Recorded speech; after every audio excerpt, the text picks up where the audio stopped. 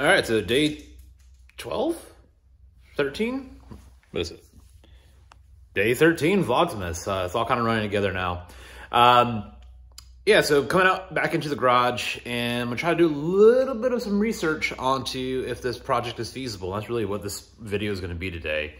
So in my garage, I installed two high bay lights to give more light than what I currently had. But it's honestly not enough. So I wanted to look into adding more light. So let's take a peek at what I'm talking about. So the workbench area has a fair bit of light. Once I get on the other side of this beam though, all of this light from these two lights is completely gone and useless. So when the garage door is down like it is now, the back half of the garage doesn't have as much light as I would like it to have. So kind of would like to put two more of those in that back section, 1 and 1. I think it's honestly probably a little bit overkill, and especially because in the summer, the garage door is up anyways. So instead of doing that, instead of adding $100 and some worth, $200 worth of lights, I'm actually going to add, and where are they now? Oh, I think they're in that upper top section up there. But I'm gonna add the slim can lights that I put in the bar room, as well as what I have now in my office and in the hallway upstairs. So all it takes is a hole saw and running some power. So what I'm thinking of doing is just seeing, one, if the studs actually, the floor joists above are running parallel to this run, or if they're running perpendicular. I think that they're gonna be running left to right in this view, and I'm able to make that assertion based on where each of these screws are that are in this random beam that had something at some point, but there's a random 2x4. So that's my assumption. Excuse me. So that's my assumption. So I'm just gonna confirm that today, and then tomorrow, I'll actually drill a hole on either side, and then I'll start running some Romex, make sure I at least have enough of that 14.2, which is right there. Try to run that over to my new hole, since I have an existing hole underneath these. But those items have to wait, because this guy really wants to go for a walk. All right, so I got our stud finder. Nothing special. So I'm gonna go ahead and confirm that the joists are running across, the joists are running this way, running parallel to how I want them to be running. So basically I'm just gonna slide over, find it, and I'll confirm it. Let's see. Stop it.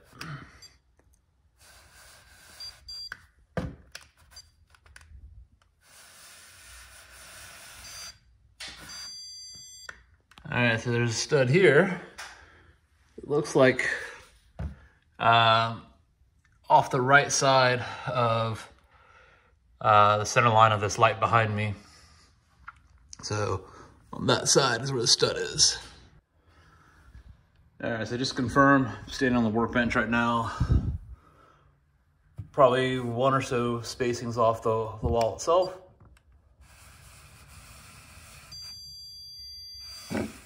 Okay, it's one. Yep, definitely one right here. Another little bit over.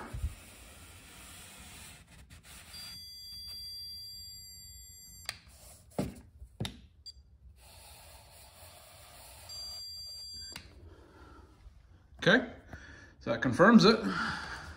Now let's come to the other side of this beam. Obviously there's a stud there. So let's confirm it. Stop it.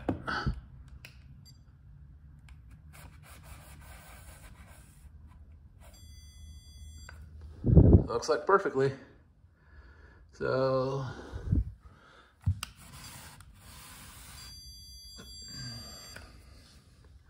yep, next one's gonna be a little bit over. All right, so now basically, man, beard is all sorts of weird. Anyways, so yeah, basically just confirmed that I can run a piece of Romex straight down and it'll get over into that little darker area.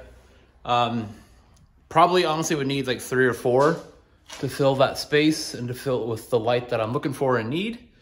But honestly, any improvement's gonna be an improvement. So I think I'm gonna go ahead and move forward with this little project.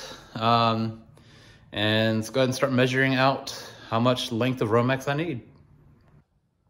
All right, so again, we're just gonna be spanning from that light onto the other side of the beam, and then same thing for this side, just onto the other side of the beam.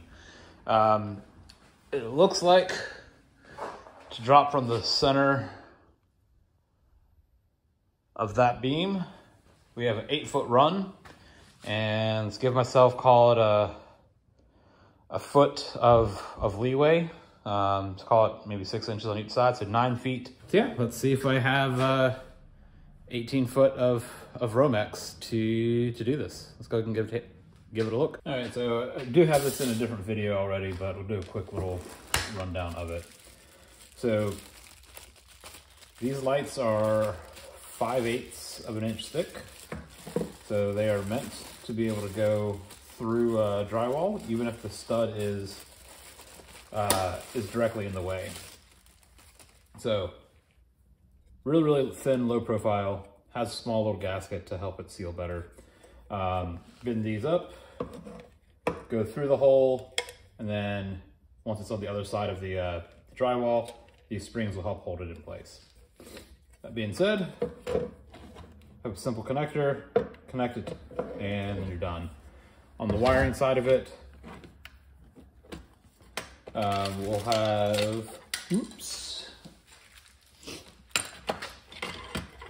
we'll have our black and white, which in this case is just going to be our power, not a big deal, and we have a ground. So neutral and power. From this, they do come with these kind of just push and insert connectors, which aren't the end of the world, but I am not the biggest fan of them. I do really, really like that they have a test probe point on the back side of them to be able to actually probe. But at the same time, that's also a spot where something can get in and mess with the connection. So instead of using those, go to the Wago or Wago's 221 lever locks. If I want to, I can still probe them from the back, but it's just protected a bit better. I do have plenty of the more traditional wire nuts. However, I just don't like using them. It's a bit of a pain to get them on, get them their 3 twists around the actual wire. Whatever. Not the end of the world, but I just prefer not to use them. Anyways, it's a little bit of rambling. To get these off, it's pretty much just a twist and pull. So as you twist and pull, they come right off. I am going to continue using the cheaper one on the ground side of things. But for the main ones, I will not. And then I'll put these with our wire nuts just because they are, they're extra. This particular kit, when they provide these, they do provide a little bit of excess length. So I'm just gonna cut off probably 3/8 of an inch. Not needed. And take our wire nut, our lever wire nuts,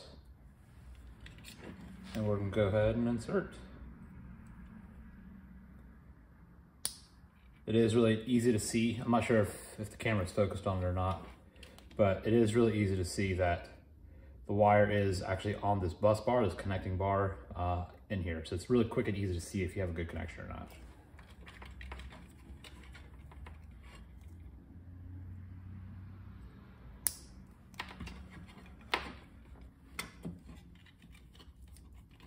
All right.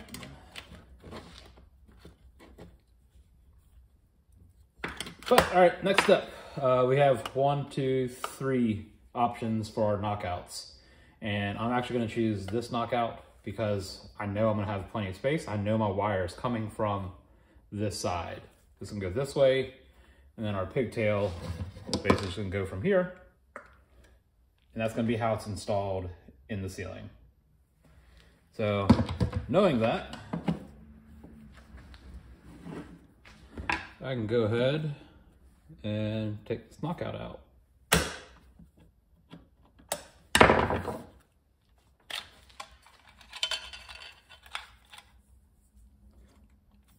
And carefully remove this knockout. All right. Now that we have that knockout out, we need to put in our grommet. And that will hold our Romex once we actually feed it into this box. Pretty straightforward, not much to it. Go ahead and close these back up. All right, and that's the end of the pre-work for putting these lights in. I really have no idea how much light it's actually going to add, but I'll try to take a couple pictures from same locations to give it, I guess, an estimate of how much better this actually is, or if it is or not.